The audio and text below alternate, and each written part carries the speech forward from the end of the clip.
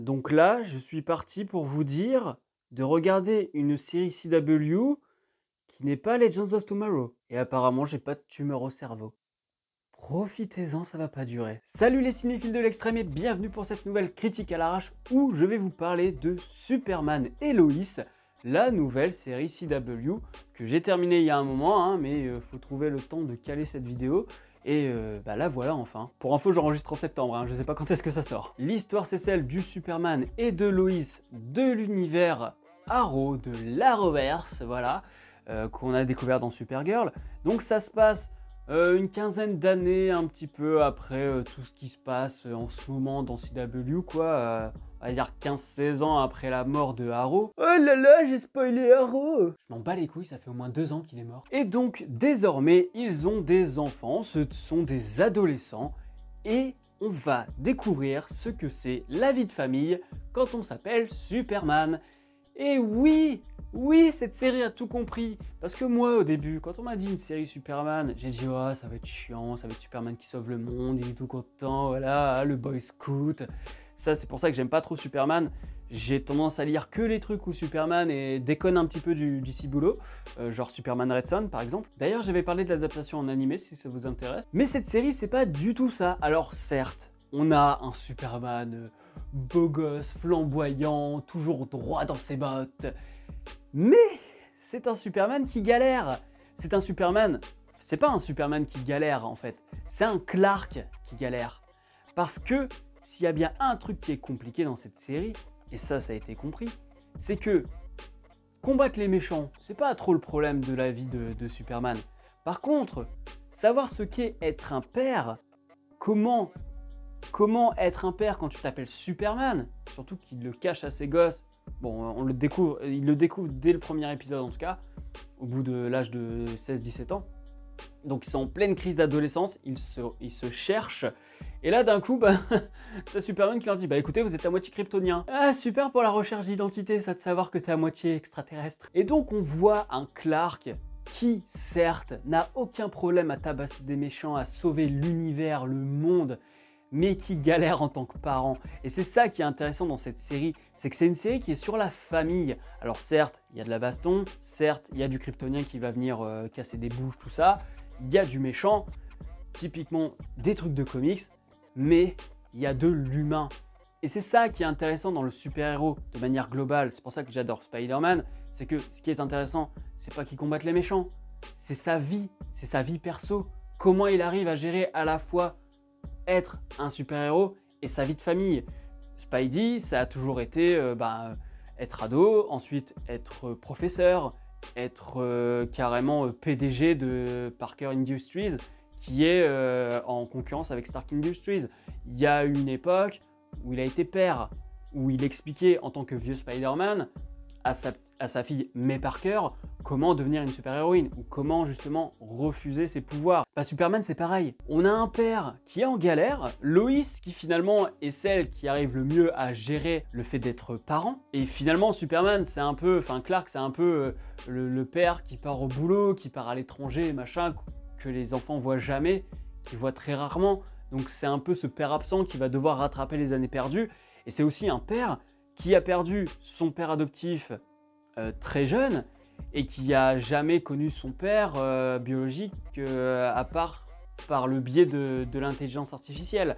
Donc c'est quand même un gars qui est aussi, lui, en manque d'un père, même s'il a eu une éducation jusqu'à son adolescence, mais arrivé à l'adolescence, il n'y a eu que sa mère pour l'éduquer. Et donc voilà, il arrive à ce stade-là où lui n'a plus de père, mais par contre, lui, il est encore présent pour ses enfants. Donc, il doit assumer ce rôle de père. C'est super intéressant de voir ça, de voir l'évolution. Et en plus de ça, comme ce sont des adolescents et que c'est CW, on pourrait croire que ça va être très stéréotype, très pompeux, avec des clichés comme pas possible. Il y a quelques clichés, mais pas tant que ça. Et c'est assez notable de la part de CW parce que même quand ils te mettent des adultes qui sont censés se marier et tout, ils réagissent comme des adolescents. Voilà, ils ont 12 ans d'âge mental dans CW, c'est peut-être pour ça qu'il n'y a que des ados qui aiment. Ah non, c'est vrai, il y a des adultes aussi. Shame on you! Donc on a Clark qui doit assumer son rôle de père, on a les adolescents qui découvrent Smallville, parce qu'en plus ils déménagent, donc c'est vraiment un nouveau départ pour eux. Et c'est marrant parce que du coup, tu peux faire le lien parfois avec la série Smallville. J'ai trouvé ça assez cool. Les enfants, c'est assez surprenant parce que tu t'attends à ce que ce soit tel personnage qui va avoir les pouvoirs et l'autre qui ne les aura pas, et finalement, ben, il s'avère que c'est l'inverse. Moi, je me suis fait avoir. Et donc, tu as la recherche d'identité. Recherche d'identité parce que tu es à Smallville, tu es dans une nouvelle ville, il faut repartir de zéro, alors que t'en as un des deux, c'était la star du football américain à Metropolis, et donc il doit repartir de zéro. Comment il va trouver sa place dans cette nouvelle ville et ce nouveau lycée? Et puis, tu as la recherche d'identité en tant que demi-extraterrestre. Voilà, c'est-à-dire que l'adolescence, c'est un peu comme les X-Men. Tu as l'ado qui découvre ses pouvoirs, donc c'est l'équivalent de la puberté. Ça a été vu et revu dans les comics, hein, c'est pas nouveau. Et donc là encore, c'est très intéressant de suivre ces gamins qui ont des problèmes d'ados normaux, mais qui en plus ont ces problèmes liés à leur héritage kryptonien, quoi. Tu te dis, waouh, putain, c'est chaud quand même, c'est super intéressant et c'est super bien développé. En plus, il y a ce délire de multivers qu'ils avaient un peu engagé avec Flash et puis Crisis on Infinite Earth. Un crossover que j'ai eu le plaisir de dégommer tellement c'était de la merde. Il y a aussi Loïs. Et Loïs, là-dedans, c'est super intéressant. Elle a vraiment du pouvoir. Elle a vraiment une prestance. Elle a tout ce qui fait qu'on aime Lois Lane, c'est que c'est une femme forte. Et c'est une femme qui baisse pas les bras. Et c'est une femme qui est même parfois plus puissante que Clark, parce qu'en fait elle vient l'épauler sur certaines choses. Et là, c'est là où on voit toute son importance, c'est qu'en tant que mère, elle est très importante, parce que sinon Clark il est totalement à la ramasse. Parfois il y a des informations que Clark n'a pas, et Lois court toujours vers le danger, on la connaît, et elle va chercher l'information pour aider Superman. Donc vraiment, Lois dedans, c'est un personnage que j'aime beaucoup, très très bien développé. Et même, par exemple, il y a son père, et donc son père, c'est pareil, là, on n'a plus seulement le militaire, on a aussi le grand-père. Comment le père de Loïs va se comporter en tant que grand-père, en fait. Tu vois, il y a plein de choses qui sont très intéressantes au niveau de la narration, au niveau de ce que peut être la famille, en fait. Et la famille est centrale dedans, parce que même les méchants, c'est lié à la famille, j'en dis pas plus. Et puis, ben... Au-delà de cette histoire que j'ai trouvée captivante vraiment, bah, il y a la réal. La photographie, elle est vraiment magnifique. Tu as ce système de bande noire que tu peux retrouver au cinéma, ce qui te donne vraiment cette vision panoramique en fait. Et rien que la première scène, la scène d'intro du premier épisode, quand ils expliquent un peu l'évolution de Loïs, machin, et Clark qui se sont rencontrés, qui se sont mariés, qui ont eu des enfants et tout, c'est magnifique. Magnifique. En plus, il y a des références, genre à la première apparition de Superman, quand il porte la bagnole verte, et ben on retrouve un peu ça avec l'ancien costume et tout dans ce premier épisode. Et puis, on a quelque chose du comic book aussi. Dans le premier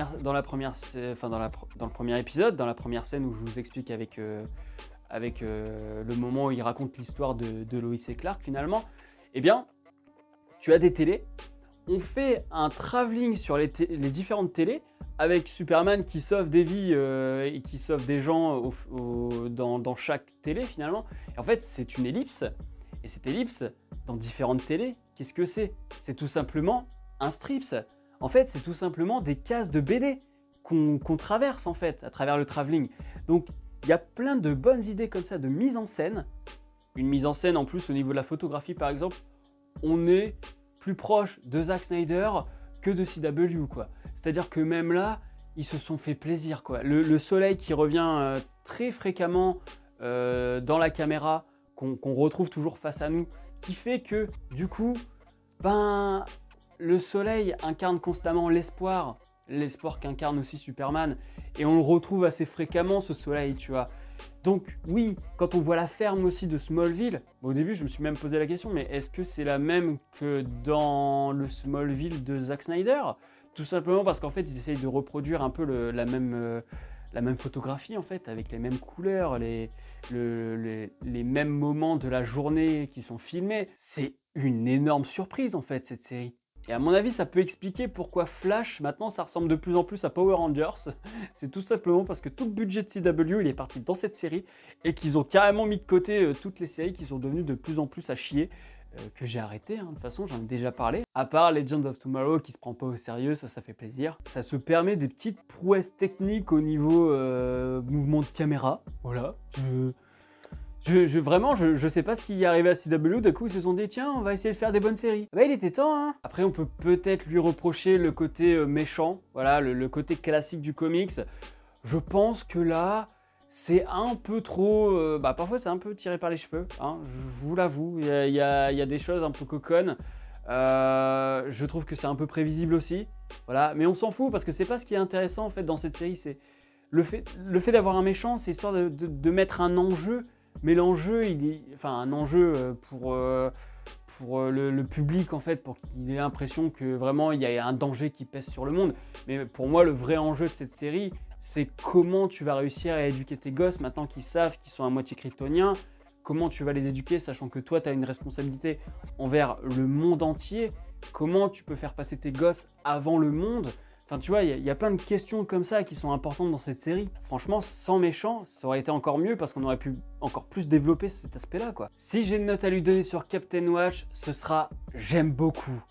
Au départ, j'étais parti sur du « j'adore », mais c'est vrai que parfois, bon, il y a des petits trucs qui coincent dans la narration, il y a peut-être des choses un peu redondantes chez les adolescents. Et puis, encore une fois, les méchants, bon, c'est pas ce qui m'intéresse le plus, et du coup à chaque fois je me disais ouais mais moi je veux pas que tu me parles de ça, je veux que tu me parles de vraiment ce que c'est d'être père, de ce que c'est d'être Lois Lane à Smallville, tu vois, alors que c'était je pense que dans cette version là elle a gagné un Pulitzer ou quoi, tu vois, quand elle était au Daily Planet. Donc voilà, il y a des petits trucs qui coincent, ce qui fait que que je suis redescendu à j'aime beaucoup, ce qui est déjà énorme, hein, quand on sait mon amour pour le Arrowverse, hein, clairement. Et d'ailleurs, il y a un petit caméo d'un personnage du Arrowverse, histoire de dire que c'est connecté, parce que comme ça se passe 15 ans plus tard, on ne pouvait pas être sûr que ça le soit. Et bref, si vous avez vu cette série, n'hésitez pas à me le dire en commentaire, n'hésitez pas à me dire ce que vous en avez pensé, et puis n'hésitez pas à me dire si du coup maintenant vous avez envie de la voir, sachant que vous le savez, moi qui fais la promo d'une série du Arrowverse, c'est vraiment que c'est intéressant à voir, quoi. N'oubliez pas de mettre le petit pouce bleu, de partager la vidéo sur les réseaux sociaux, abonnez-vous à la chaîne si ce n'est pas encore fait et n'oubliez pas d'actionner la cloche pour être alerté des prochaines vidéos. Quant à moi, je vous dis à la prochaine sur la toile. Salut!